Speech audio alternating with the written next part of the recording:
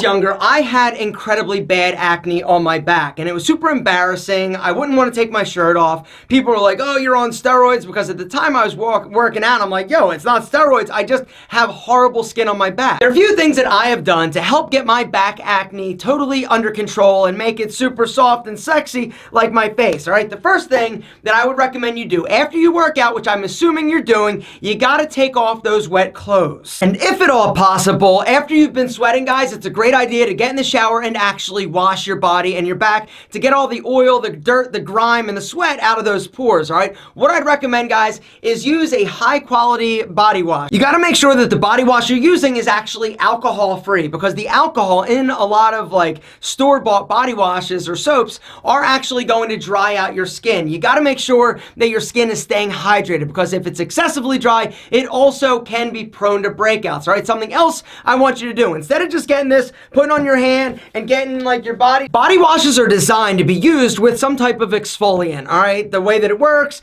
all the soap gets down in those little like nooks and cranny, and then it's gonna suds up like crazy. If your body washes has a lot of suds with you just like rubbing it on you, chances are that is a low quality body wash, and that is actually going to make your back acne worse. And so once you get it on here, then it is time to actually use that and exfoliate your back. About the gentle exfoliation, all right? You are keeping those pores open, you're making them free from dirt, the grime, the oil, and the sweat that builds up. Some other tips that I will give you if you're somebody who suffers from back acne is get your diet under control. If you're eating a diet that is super high in like crappy foods, chances are you are going to produce more oil and be more prone to breakout. If you're breaking out on your face, chances are you are going to suffer from some type of back acne. All right, something else that I would recommend, guys, is make sure that your sheets are clean, all right? You don't want to lay on the same dirty sheets night after night after night. Once a week, change the sheets to help your back acne get going.